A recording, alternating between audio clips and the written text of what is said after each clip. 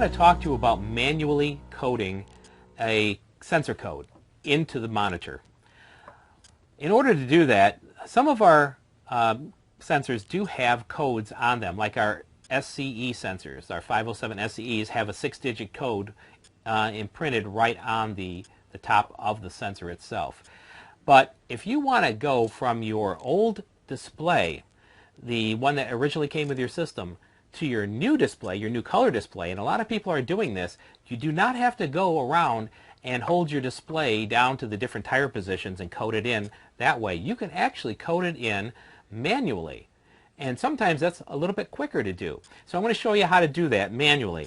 So we're going to hold down again the set button until it beeps and then release it to get into that mode where you can choose which programming you want to do. And then you're going to hit your plus button 6 times.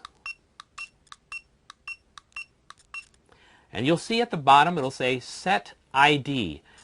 You want to get into Set ID, so you're going to hold down or just push and release the Set button. And then you'll see the first tire is blinking. And what you can do is, if you have our other display, you can hold down the code button on the other display and hold it down till it beeps, and then the same tire will pop up.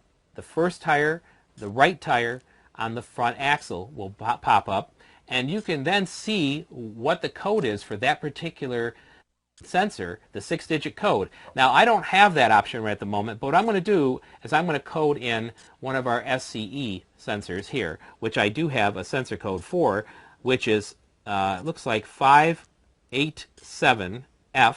So I'm going to use the plus button.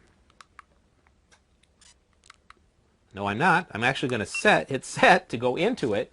I keep forgetting to hit set. You got to hit set to go into that mode, and then I'm going to use the plus button, and I'm going to set the first one up to number 5.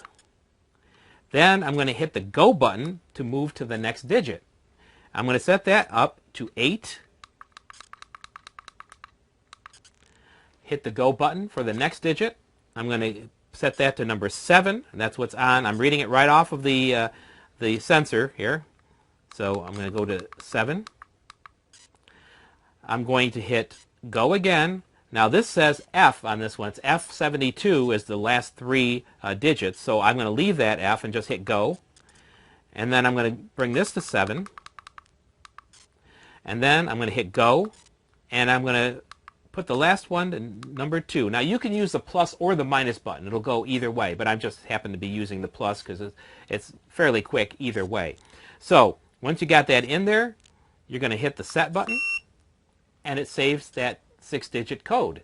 So this sensor is now coded to that tire position. Now you can use your plus button to move to the next tire position, hit set to go into that, and the first F will blink, and then you can use your plus and minus button to set that 6-digit code up. Okay? When you're completely done, you hit the set button. Again, that always saves it. You have to save it for each individual sensor in each position. Once you get that done, you hit your back button, and you hit it twice, and now you'll see that we have a sensor on that front right, which is this SCE 507 sensor that I just coded. And that was pretty easy to do, and it's pretty quick. And sometimes it's better than having to, especially if you're older like I am, to kneel down at each of the tire positions and have to code this in. So if you have the original monitor and that is working, you can set up this display pretty easily by going through the coding of your old one, setting it up the exact same way on your new one, and then when you're done, you hit the set button, of course, you hit the back button twice, and it'll show you the same configuration that you had on your previous display on the new display.